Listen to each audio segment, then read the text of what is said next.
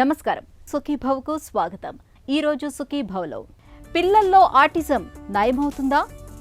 విషం తాగిన వ్యక్తికి ప్రథమ చికిత్స ఎలా?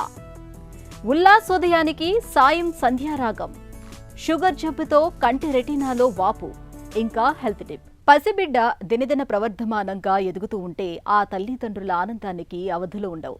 కానీ అదే బిడ్డ ఎదుగుదలలో ఏదైనా సమస్య తలెత్తితే ఆ తల్లిదండ్రులు అనుభవించే మానసిక వ్యధకు అంతుండదు. చిన్నారుల్లో మానసిక ఎదుగుదలను అడ్డుకుని ప్రవర్తనాపరమైన లోపాల్ని తెచ్చిపెట్టే ఆటిజం అలాంటిదే. నిజానికి ఆటిజం అనేది ఒక సమస్యల పుట్ట. ఎదుటి వారితో చూపు కలపకపోవటం, ఇతరులకు దూరంగా గడపటం, తన అవసరాల్ని చెప్పలేకపోవటం, ఇలా అనేక సమస్యలు ఆటిజం పిల్లల్లో కనిపిస్తూ ఉంటాయి. అయితే అందరిలోనూ లక్షణాలు ఒకేలా ఉండకపోవచ్చు. కానీ ముందుగానే దీని ఆనవాళ్లను పట్టుకుంటే ఆటిజంను అధిగమించడం పెద్ద కష్టమేమీ కాదు. ఆటిజం గురించిన పూర్తి వివరాల్ని ఇప్పుడు తెలుసుకుందాం.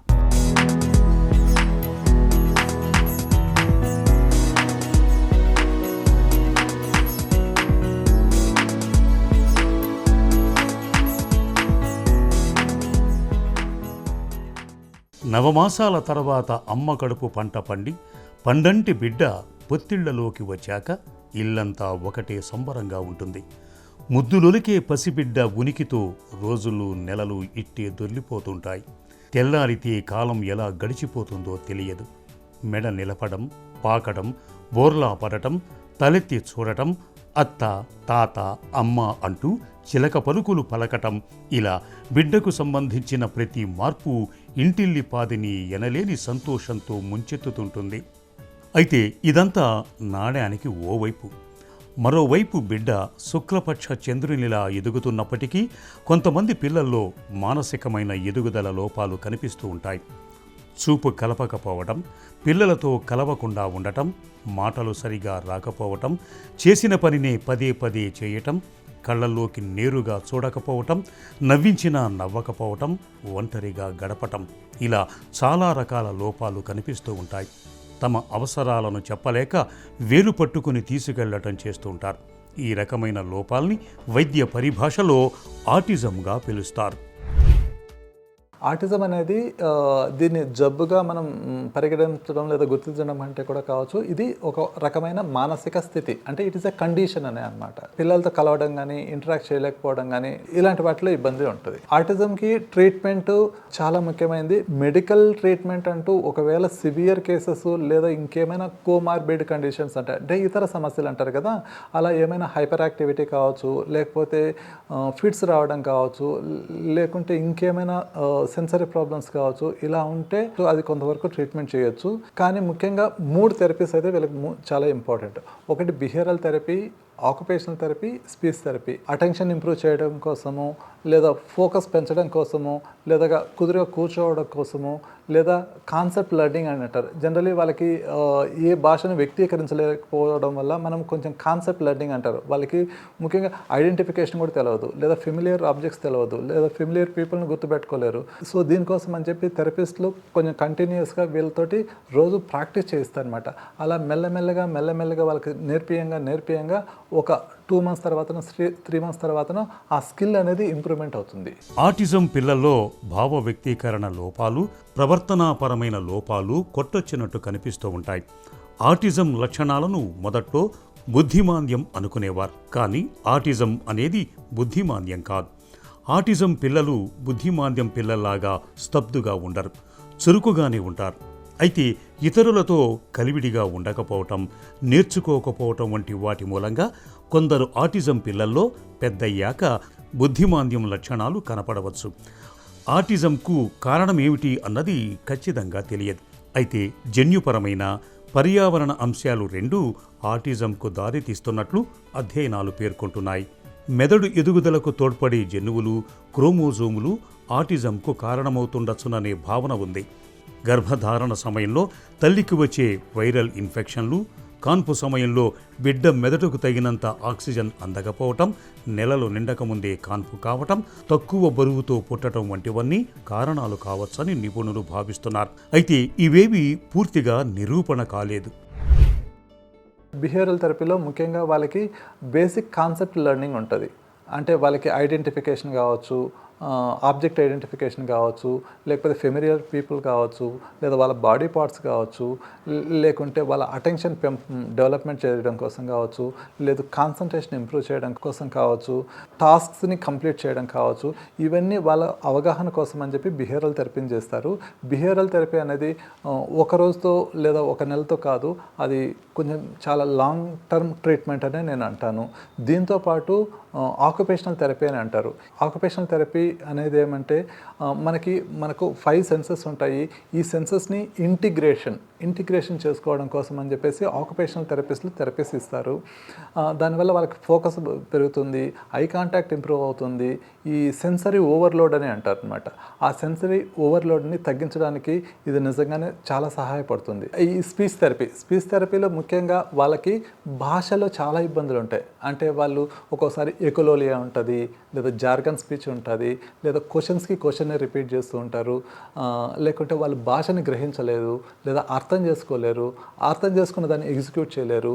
ఇలాంటి వాటి కోసం అని చెప్పి స్పీచ్ థెరపిస్ట్ దగ్గరికి వెళ్తే వాళ్ళు మెల్లమెల్లగా ఆ లాంగ్వేజ్ డెవలప్మెంట్ కావచ్చు, స్పీచ్ థెరపిస్ట్లు రెగ్యులర్గా సెషన్స్ చేస్తూ స్లోగా వాళ్ళ భాషా కౌశలాన్ని ఇంప్రూవ్ చేస్తారు. సాధారణంగా ఆటిజం లక్షణాలు ఏడాది లోపే కనబడటం ఆరంభిస్తూ ఉంటాయి. అయితే చాలా మందిలో 4 ఏళ్లు దాటిన తర్వాత గానీ గుర్తించడం లేదు. ఆలస్యమైన కొద్దీ సమస్య తీవ్రమవుతూ వస్తూ ఉంటుంది. కాబట్టి ముందుగానే గుర్తించటం ఎంతైనా అవసరం. పిల్లల్లో ఆటిజం ఉందని తెలిసినప్పుడు ఆటిజం రేటింగ్ స్కేల్స్, ఐక్యూ ఆధారంగా సమస్య తీవ్రత, లక్షణాలను గుర్తించి చికిత్స నిర్ణయిస్తారు. ఆటిజం పిల్లల్లో లోపాల తీరు, లక్షణాల తీవ్రత అందరిలోనూ ఒకేలా ఉండదు. ఆటిజానికి కారణాలు స్పష్టంగా తెలియవు కాబట్టి దీనికి చికిత్స కూడా లక్షణాల ఆధారంగానే ఉంటుంది. ఆటిజంలో మోస్తరు, మధ్యస్థం, తీవ్రం ఇలా స్థాయిలు నిర్ధారించి మందుల్ని, చికిత్సల్ని మొదలు పెడతారు. అయితే ఆటిజం పిల్లలకు కీలకమైంది వారి మానసిక స్థితిని చక్కదిద్దే శిక్షణే. తల్లిదండ్రులు దీన్ని అర్థం చేసుకోవటం చాలా అవసరం. అతిగా ఆశించకుండా, అలాగని నిరాశలో కూరుకుపోకుండా తల్లిదండ్రులు చికిత్సలో భాగస్వాములు కావాలి. ఆటిజం సంబంధించి ఇప్పుడు చాలా స్వచ్ఛంద సంస్థలు కూడా ముందుకు వస్తున్నాయి. At the same time government నుండి కూడా కొన్ని సంస్థలు ఉన్నాయి. మనకు హైదరాబాద్లో, సికింద్రాబాద్లో నిప్పెడ్ అని ఒకటి ఉందన్నమాట. సో వీళ్ళు దివ్యాంగన్, సో వీళ్ళు చాలా వరకు సేవలను అందిస్తున్నారు. అట్ ది సేమ్ టైం ఇంకా నయీ దిశ అని, పేరెంట్స్ సొసైటీస్ అని, ఎన్జిఓస్ కావచ్చు, చాలా ఎన్జిఓస్ దీని మీద ఫ్రీగా కొంతమంది ఇస్తున్నారు. కొంతమంది నామినల్ ఛార్జెస్ తోటి కూడా సేవలు అందిస్తూనే ఉన్నారు. కొంత కార్పొరేట్ ఈ మధ్యలో చాలా వరకు మీడియాలో కూడా చెప్తూనే ఉన్నారు, ఆటిజం సర్వీసెస్ కానీ లేదా థెరపీస్ కానీ చాలా ఖర్చుతో కూడిన వ్యవహారము. కొంతమంది దీని మీద కొంతవరకు వర్క్ చేస్తూనే ఉన్నారు. అలా కూడా మనం చూడడం మంచిది. ముఖ్యంగా పేరెంట్స్కి నా సలహా ఏంటంటే, మీకు ప్రాబ్లం అనో సమస్య అనో ఈ థెరపీస్ని ఆపేయడం కానీ లేదా దీని గురించి అవగాహన పెంపొందించుకోవడం కానీ ఆపకండి. ఎక్కడైతే హైదరాబాద్లో చాలామందే ఉన్నారు, చాలా సెంటర్స్ కూడా ఉన్నాయి, కానీ మీరు తెలుసుకొని అక్కడికి వెళ్ళి రోజు సేవలు తీసుకోవడం లేదా ఈ సర్వీసెస్ని తీసుకోవడం అనేది చాలా ముఖ్యంగా మీరు ఇంపార్టెన్స్ ఇవ్వాలి దీనికి. ఆటిజం లక్షణాలని త్వరగా గుర్తించి అంతే త్వరగా చికిత్స మొదలు పెట్టాలి. పిల్లలకు చిన్నతనంలోనే ప్రేరణ ఇవ్వటం వల్ల ఫలితాలు మెరుగ్గా ఉంటాయి. స్పీచ్ థెరపీ, లాంగ్వేజ్ స్టిమ్యులేషన్ విధానంలో ఒక పద్ధతి ప్రకారం పిల్లలతో ఉదయం నుంచి రాత్రి వరకు మాట్లాడుతూ ఉండాలి. ఇలా చేయటం వల్ల వారిలో సంభాషణ చాతుర్యం మెరుగుపడుతుంది. అలాగే కళ్ళల్లో కళ్ళు పెట్టి చూసేందుకు, మలమూత్ర విసర్జన కోసం ప్రత్యేకంగా పద్ధతి ప్రకారం నేర్పించాలి. అలాగే ప్రవర్తనాపరమైన లోపాలని చక్కదిద్దటానికి బిహేవియర్ మోడిఫికేషన్, సైకోథెరపీలు కూడా ముఖ్యమే. మరీ చిన్న పిల్లలకు సెన్సరీ ఇంటిగ్రేషన్ థెరపీ ఇస్తారు. వీళ్ళు కంటితో చూసి నేర్చుకోలేరు కాబట్టి ఇతర జ్ఞానేంద్రియాల ద్వారా స్పర్శ, ధ్వని వంటి వాటి ద్వారా వారికి కావలసినవి నేర్పిస్తారు. సకాలంలో సరైన వైద్యం, శిక్షణ ఇవ్వటం వల్ల ఆటిజం పిల్లలు వారి పనులు వారు స్వయంగా చేసుకోగలుగుతారు. చదువుల్లోనూ మెరుగ్గా ఉంటారు. మిగతా పిల్లల్లాగే వీరు చాలా వరకు సాధారణ జీవితం గడపగలుగుతారు. ఆవేశంలోనో జీవితంపై విరక్తి చెందో మనలో కొంతమంది ఆత్మహత్య చేసుకునే ప్రయత్నంలో విషం తాగిస్తూ ఉంటారు. కొన్ని సందర్భాల్లో సాధారణ టానిక్లుగా పొరబడి విషపూరితమైన రసాయనాలను తాగే ప్రమాదము ఉంటుంది. ఏదేమైనా ఇలాంటప్పుడు వెంటనే తగిన వైద్య సాయము అందకపోతే ప్రాణాపాయం పొంచి ఉంటుంది. విషం తాగారని తెలిసినప్పుడు ఆలస్యం చేయకుండా ప్రథమ చికిత్సగా వెంటనే ఏం చేయాలో, ఎలాంటి జాగ్రత్తలు తీసుకోవాలో ఇప్పుడు తెలుసుకుందాం.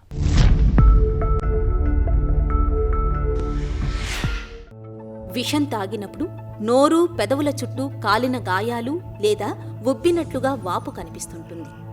నోటి నుంచి రసాయనాల వాసన వస్తుంటుంది. శరీరం పైన, దుస్తులపైన చుట్టుపక్కల కాలిన గుర్తులు, రసాయనాల మరకలు కనిపిస్తుంటాయి. చెల్లాచెదురుగా పడిన మాత్రలు, ఖాళీ సీసాలు కనిపించవచ్చు. వాంతి అయిన దాఖలాలు ఉంటాయి. శ్వాస తీసుకోవడానికి కష్టపడుతుంటారు. మగతగా ఉంటారు. ఇలాంటప్పుడు వెంటనే అత్యవసర వైద్య సదుపాయాలని అందించే 108 వంటి సర్వీసులకు ఫోన్ చేయాలి. అంబులెన్స్ వచ్చేలోగా బాధితుల్ని సౌకర్యంగా ఉండేలా చూడాలి. దుస్తులు వదులు చెయ్యాలి. గాలి బాగా ఆడేలా చూడాలి. నోటి లోపల రసాయనాలు ఇంకా మిగిలి ఉన్నప్పుడు వాటిని వెంటనే తొలగించాలి. కళ్ళు, ముక్కు, నోటి మీద రసాయనాలు ఉన్నప్పుడు వాటిని చల్లటి లేదా గోరువెచ్చటి నీటితో శుభ్రంగా కడిగేయాలి. శ్వాస ఆగిపోతున్నట్లుగా అనిపించినప్పుడు వెంటనే ఛాతీపైన గట్టిగా అదుముతూ, నోటి నుంచి గాలి ఊదుతూ కృత్రిమ శ్వాసను కల్పించాలి. బాధితులు సేవించిన విష రసాయనాలు, మాత్రల తాలూకు ఖాళీ సీసాలు కనిపించినప్పుడు వాటిపై ఉన్న మెడికల్ ఎమర్జెన్సీ నిబంధనలను చదివి వెంటనే వాటిని అమలు చేయాలి. ఎట్టి పరిస్థితుల్లోనూ విషాన్ని కక్కించడానికి మీ అంతట మీరుగా ప్రయత్నించవద్దు. ఇలా చేయడం వల్ల పరిస్థితి మరింత విషమించే ప్రమాదం ఉంటుంది. రోజంతా ఉల్లాసంగా, ఉత్సాహంగా గడపటానికి వేకువజామునే లేవటం, యోగా, ధ్యానం చేయటం, ఆరోగ్యకరమైన బ్రేక్ఫాస్ట్ తీసుకోవటం, ఇలాంటి మాటల్ని మనం చాలానే వింటూ ఉంటాం. మీడియాలోనూ ఉదయం ఎలా ప్రారంభించాలో, ఏ పనులు చేయాలో, ఏం చేయకూడదో చెబుతూ ఉంటారు. కానీ ఇలాంటి ఉదయ రాగాలతో పాటు సాయంకాలపు సంధ్యారాగాల్ని కూడా పట్టించుకోవాలని చెబుతారు నిపుణులు. సాయంత్రం నుంచి నిద్రకు ఉపక్రమించే వరకు మనం చేసే పనులు మరుసటి రోజుపై ఎంతో ప్రభావం చూపుతాయి. ఈ నేపథ్యంలో మరుసటి రోజును తీర్చిదిద్దే సాయంకాలపు దినచర్యలు ఎలా ఉండాలో ఇప్పుడు తెలుసుకుందాం.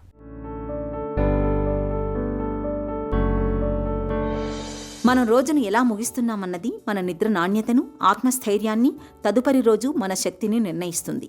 ఒక్క మాటలో చెప్పాలంటే ఆహ్లాదమైన ఉషోదయం అంతకుముందు రాత్రే తయారవుతుంది.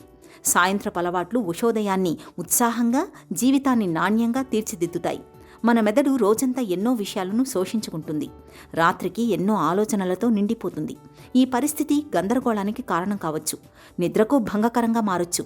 దీన్ని నివారించుకునేందుకు ఒక చిన్న నోట్బుక్ లేదా నోట్స్ యాప్ తీసుకుని రేపు చేయాల్సిన పనులు, ఈ విషయం మర్చిపోవద్దు, ఇలాంటి విషయాలను రాసుకోవాలి. ఇది మెదడును తేలికపరుస్తుంది. ఇక నిద్రపోవడానికి కనీసం 2 గంటల ముందే భోజనం పూర్తి చేయాలి. అలాగే ఒక డిజిటల్ కట్ ఆఫ్ టైంని నిర్ణయించుకోవాలి. ఇది మన శరీరం, కంటి ఆరోగ్యానికే కాకుండా మంచి నిద్రకు సహాయపడుతుంది. ఆలోచనలు, పనుల్లో అస్పష్టత అనేది మనపై ఒత్తిడిని పెంచుతాయి, శక్తిని, సామర్థ్యాన్ని తగ్గిస్తాయి.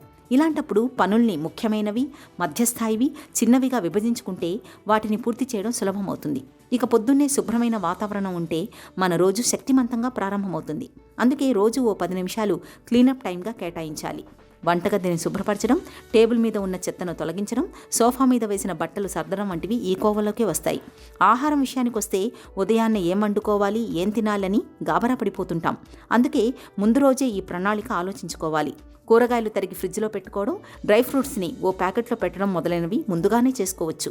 ఇక రాత్రి భోజనం అయ్యాక కాసేపు దీర్ఘంగా శ్వాస వ్యాయామాలు చేయటము మేలే. శ్వాస వ్యాయామాలు ఒత్తిడిని దూరం చేసి శరీరంలో కొత్త శక్తిని నింపుతాయి. ఏ దుస్తులు ధరించాలి అనే విషయాన్ని సగటున 15 నిమిషాల పాటు ఆలోచిస్తున్నారని ఓ సర్వేలో తేలింది. అందుకే పొద్దున్నే వేసుకునే డ్రెస్, షూ, జిమ్ డ్రెస్ అన్నీ ముందే సిద్ధం చేసుకుంటే సమయం ఆదా అవుతుంది. పొద్దున్నే ఏ హడావిడి లేకుండా ఉంటుంది. రాత్రి నిద్రకు ఉపక్రమిస్తున్నప్పుడు ఆ రోజు చేసిన ఒక మంచి పని గురించో, సాధించిన విజయం గురించో కాగితం మీద రాసుకోవటం మంచి అలవాటు. ఇతరుల్ని ప్రశంసించడం, ఎవరికైనా సాయం చేయడం, ఎదుటివారి అవసరాలను తీర్చడం, ఇలా ఏదైనా సరే మనలో సంకల్ప బలాన్ని పెంచడంతో పాటు మనసుకు ప్రశంసనిచ్చినట్లు అవుతుంది. సాయంత్రం వేళ ఇలాంటి చిన్న చిన్న అలవాట్లను పెంపొందించుకుంటే తర్వాతి రోజు ఉదయం ఎంతో ప్రభావవంతంగా ఉంటుందనడంలో సందేహమే అక్కర్లేదు. ఏళ్ల కొద్దీ షుగర్ జబ్బుతో బాధపడుతున్నప్పుడు దాని ప్రభావం మన కళ్లపైన పడుతుంది. ముఖ్యంగా కంటి లోపల నరాలు, రక్తనాళాలు క్రమంగా దెబ్బతినిపోతూ వస్తాయి. కంటి రెటీనా భాగంలో ద్రవం పేరుకుపోతూ ఉంటుంది. ఇలాంటప్పుడు రెటీనా భాగం అంతా వాపొచ్చేస్తూ ఉంటుంది. ఫలితంగా చూపు క్రమంగా తగ్గుతూ వస్తుంది. ఈ రకమైన పరిస్థితిని డయాబెటిక్ మాక్యులర్ ఎడిమాగా పిలుస్తారు. కంటి రెటీనాలో వాపుని తెచ్చిపెట్టే డయాబెటిక్ మాక్యులర్ ఎడిమా గురించిన పూర్తి వివరాలు డాక్టర్ని అడిగి ఇప్పుడు తెలుసుకుందాం.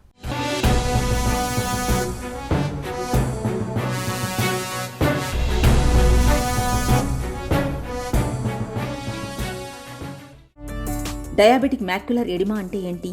Diabetic macular oedema. So macula అంటే ఈ రెటినాలో భాగం సెంటర్ భాగాన్ని మ్యాక్యులా అంటాం. సో ఈ మ్యాక్యులాలో మధ్య భాగాన్ని ఫోవియా అంటాము, ఆ మధ్య భాగము ఫోవియోలా అంటాం. ఈ ఫోవియోలా సరౌండింగ్ ఏరియా కలిసిన దాన్నే మ్యాక్యులా అంటాం. ఈ మ్యాక్యులా ఉబ్బడం జరిగితే దాన్ని మ్యాక్యులర్ ఎడిమా అంటాం. సో మ్యాక్యులా నార్మల్ థిక్నెస్ 200 నుంచి 250 వరకు కూడా ఇది నార్మల్ అంటాం. సో ఈ సెంటర్ 500 మైక్రాన్స్ కన్నా థికనింగ్ అయితే దాన్నే మ్యాక్యులర్ ఎడిమా అంటాం. ఈ మ్యాక్యులర్ ఎడిమా కారణం ఏమంటే ఫ్లూయిడ్ అక్యుములేషన్. చిన్న చిన్న రక్తనాళాలని క్యాపిలరీస్ అన్నాం. ఈ క్యాపిలరీస్ లీక్ అయ్యే దానివల్ల అక్కడ రెటినా ఉబ్బడం జరుగుతుంది.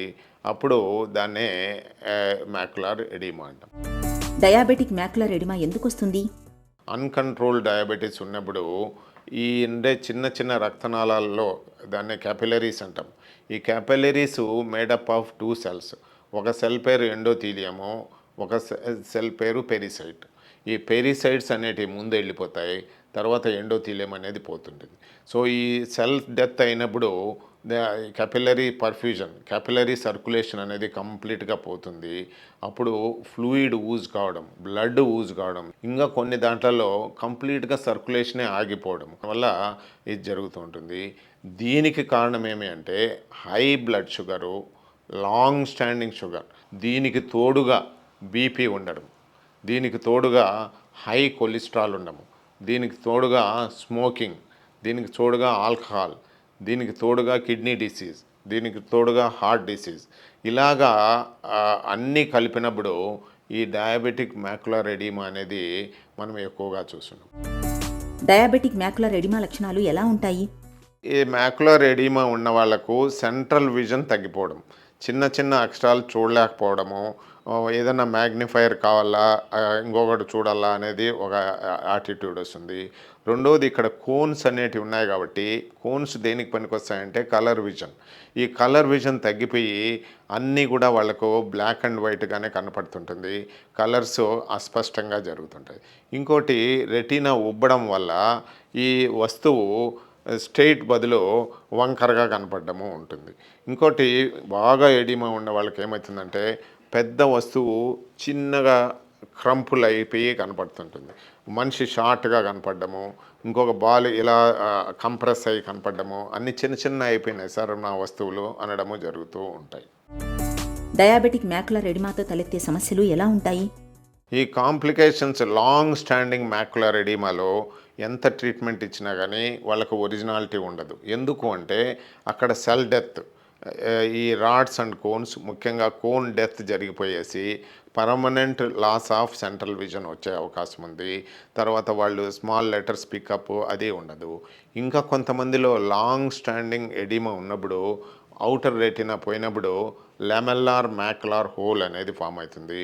ఇంకొంతమందికి ఫుల్ థిక్నెస్ మ్యాక్యులర్ హోల్, ఆ సెంటర్ ఏరియా అంతా హోల్ ఫామ్ అయిపోతుంది. హోల్ ఫామ్ అయినప్పుడు అక్కడ ఫంక్షన్ ఉండదు, వస్తువు చూసినప్పుడు అంతా కనపడుతుంది కానీ సెంటర్ కనపడదు. ఇలాగా మ్యాక్యులర్ హోల్స్ రావడం జరుగుతుంది. ఇంకొంతమందిలో ఒక మెంబ్రేన్ ఫామ్ అవుతుంది, దీన్నే ఎపిరెటినల్ మెంబ్రేన్ అంటారు. ఇంకా కొంతమందిలో ఈ రెటినా, సరౌండింగ్ రెటినా ఊడిపోవడం జరుగుతుంది. డయాబెటిక్ మ్యాక్యులర్ ఎడిమాను ఎలా నిర్ధారించుకుంటారు? So first test is slit lamp examination in a dilated, drops వేసిన తర్వాత స్ట్రిట్ ల్యాంప్ ఎగ్జామినేషన్ చేయడము. రెండోది ఓసిటీ చేయడము, అవసరమైనప్పుడు ఓసిటీఏ అంటాం. ఏ అంటే angiogram, ocular tomogram with angiogram. Angiogram అంటే బ్లడ్ వెజల్స్లో ఫ్లో ఎలా ఉంది అనేది. ఇంకోటి ఏమంటే ఫ్లోరసెంట్ యాంజియోగ్రామ్, అదొకటి. కాకపోతే ఇంకా టెస్ట్లో మనం అనుకున్నాం కదా, ఇది డిస్టార్షన్ ఆఫ్ ది ఇమేజెస్ ఉంటాయి. ఈ డిస్టార్షన్ ఆఫ్ ఇమేజ్ ఎలా కనిపెడతామంటే ఆమ్స్లర్ గ్రిడ్ చార్ట్ అని ఉంటుంది. ఆమ్స్లర్ గ్రిడ్ చార్ట్ అంటే ఏమీ లేదు, graph lines, vertical lines, horizontal lines ఉంటాయి.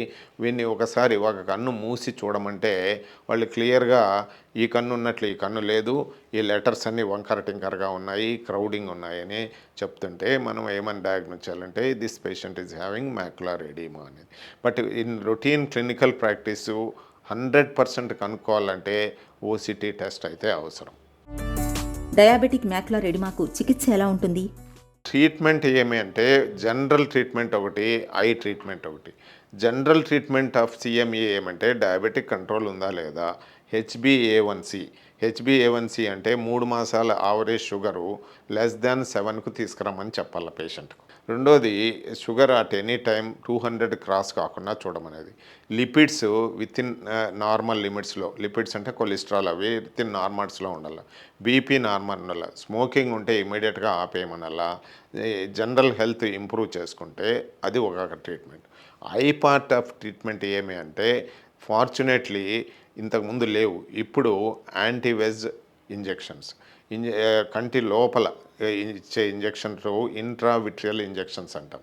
ఇవే యాంటీవెజ్ ఇంజెక్షన్స్ ఇస్తే ఈ ఎడిమా అనేది 4 నుంచి 6 వారాల్లో తగ్గిపోతుంది. కొంతమందిలో మాత్రము 2-3 ఇంజెక్షన్స్ కూడా అవసరమయ్యి మళ్ళీ దాన్ని నార్మల్ స్టేట్కి తీసుకురావచ్చు. కాకపోతే రికరెన్స్ రాకూడదు అంటే ఈ జనరల్ మెటబాలిజం అనేది, గ్లూకోజ్ మెటబాలిజం అనేది నార్మల్ చేస్తూ ఉండాలి. అందువల్ల మనమే కాకుండా ఈ డయాబెటాలజిస్ట్ కన్సల్టేషన్తో, హార్ట్ డాక్టర్ కన్సల్టేషన్తో కంబైన్డ్గా ట్రీట్ చేస్తే రిజల్ట్స్ బాగా ఉంటాయి. సో కొంతమందికి రిఫ్రాక్టివ్ ఇంజెక్షన్స్ ఇచ్చినా కూడా తగ్గలేదనే వాళ్లకు మనము స్టిరాయిడల్ ఇంప్లాంట్స్ అని ఉన్నాయి. సో ఈ స్టిరాయిడల్ ఇంప్లాంట్స్ ఏమంటే ఒక ఇంప్లాంట్ లోపల పెడితే అది 3 నుంచి 6 మాసాలు పనిచేస్తూ ఉంటుంది. అలాంటి ఇంజెక్షన్స్ కూడా ఈ ఎడిమాని తగ్గించేదానికి ఉన్నాయి. ఇంకా కొంతమందిలో లేజర్ యాడ్ చేస్తాం. లేజర్ ట్రీట్మెంట్ వల్ల కూడా మళ్ళీ రివర్స్ రాకుండా ఉంటుంది. సో దీన్నే మ్యాక్యులర్ గ్రిడ్ ట్రీట్మెంట్ అంటాం. సో ఇంజెక్షన్స్, గ్రిడ్, లేజర్ గ్రిడ్తో మనకు రిజల్ట్స్ బాగుంటాయి. రేర్గా కొంతమందికి మనము విట్రెక్టమైన ఆపరేషన్ కూడా చేయాల్సి వస్తుంది. మధుమేహంతో తలెత్తే రెటీనా వాపు సమస్యకు ఇవాళ ఆధునిక వైద్యంలో చక్కటి చికిత్సలు అందుబాటులో ఉన్నాయి. లేజర్ చికిత్సల సాయంతో దెబ్బతిన్న రెటీనాను సైతం చక్కగా సరిచేయొచ్చు. ఒక చిన్న చిట్కా మీకోసం. నిద్రలేమితో బాధపడుతున్నప్పుడు రాత్రి పడుకోబోయే ముందు జాజికాయ చూర్ణం లేదా బాదం పప్పు కలిపిన గోరువెచ్చటి పాలను తాగటాన్ని అలవాటు చేసుకోండి. చక్కగా నిద్రపడుతుంది.